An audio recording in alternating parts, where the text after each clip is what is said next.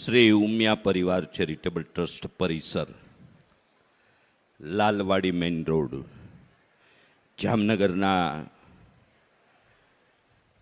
શિક્ષણ સેવાના સંકલ્પની સિદ્ધભૂમિમાં આયોજિત શ્રીમદ ભાગવત સપ્તાહ જ્ઞાન યજ્ઞના ચતુર્થ દિવસે ઠાકોરજી, ભાગવત ભગવાન અને યુવા વક્તા પૂજ્ય જિજ્ઞેશ દાદા રાધે રાધેનું પૂજન સંપન્ન કરવા પરમ ભગવદીયા સોનલબેન કોરડિયા રાજકોટ, પરમ ભગવદી દિલીપભાઈ ઘરસંડિયા રાજકોટ, પરમ ભગવદી સમીરભાઈ ભેસદડિયા લાલપુર અને તેમના પરિવારજનોને ઠાકોરજી, ભાગવત ભગવાન અને યુવા વક્તા પૂજ્ય જિજ્ઞેશ દાદાનું પૂજન સંપન્ન કરવા વિનંતી કરીશ.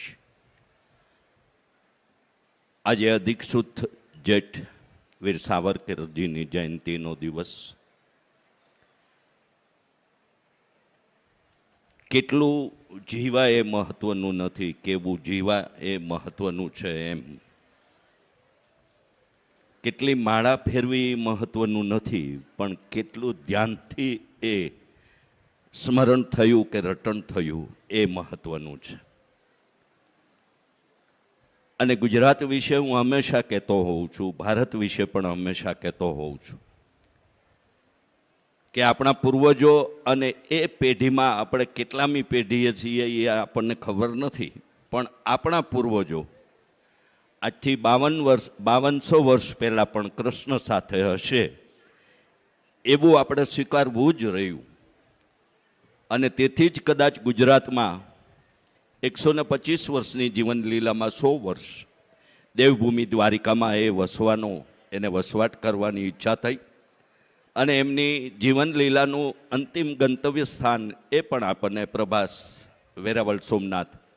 અને એથી વિશેષ આગળ વધીને વાત કરીએ તો ગઈકાલે જ કથા પ્રવાહમાં આપણે જોયું કે 51 શક્તિપીઠો પૈકીની પ્રથમ શક્તિપીઠ માં અંબાનું હૃદય જ્યાં સ્થિત છે એવી માં અંબાના બેસણાનું સ્થાન પણ આપણને મળ્યું. અને 12 જ્યોતિર્લિંગ પૈકીનું પ્રથમ જ્યોતિર્લિંગ એટલે સોમનાથ, એવો સોમનાથનું દિવ્ય દર્શન અને એવા આસ્થાનું કેન્દ્ર પણ આપણને મળ્યું. એટલે ગુજરાત એ ગુજરાત છે. લાંબો ડગલો, મૂછો વાંકડી, સિરે પાઘડી રાતી, બોલ બોલ તો તોળી તોળી છેલ છબીલો ગુજરાતી. અને જ્યાં જ્યાં વસે ગુજરાતી ત્યાં સદાકાળ ગુજરાત. અને જય જય ગરવી ગુજરાત, તમે અને હું જ્યારે બધા ભણ્યા ત્યારે આપણે ગાયું છે. અને એવા આપણા ગુજરાતીઓના આ પ્રદેશમાં એ વિશેષ ધરાવતા આ ધરતીમાં આજે શ્રીમદ ભાગવત સપ્તાહ જ્ઞાન યજ્ઞના ચતુર્થ દિવસે એવા 2 દિવ્ય અવતરણ કે પ્રાગટ્ય થવાના છે. એવા મર્યાદા પુરુષોત્તમ ભગવાન શ્રીરામ અને પૂર્ણ પુરુષોત્તમ ભગવાન શ્રી કૃષ્ણના પ્રગટે તે પરમેશ્વર અને જન્મે તે જીવ, એવા પ્રગટનારા પરમેશ્વરની ચતુર્થ દિવસની એ ગાથાનું ગાન આંતરરાષ્ટ્રીય યુવા ભાગવતાચાર્ય પૂજ્ય જિજ્ઞેશ દાદાના શ્રી મુખેથી આપણે સૌ શ્રવણ કરવાના છીએ. આપણે બધા ભાગશાળી છીએ. હમણાં જ ભાઈ મને કહેતા હતા કે કૃષ્ણ જન્મોત્સવના યજમાન થવાનો આજે એમને અવસર મળ્યો છે. નામથી હું પરિચિત નથી, પણ કહેવાનો મારો ભાવાર્થ, ગઈકાલે દાદાએ પણ કહ્યું કે જો પ્રાપ્ત હે વો પર્યાપ્ત હે. જો આટલી જ સમજણ આવી જાય તો પણ ઘણા બધા દુઃખ, ઘણા બધા કષ્ટો, ઘણા બધા મુશ્કેલીઓનો અંત આવી જાય. પણ આ માનતું નથી અને સ્વીકારતું પણ નથી.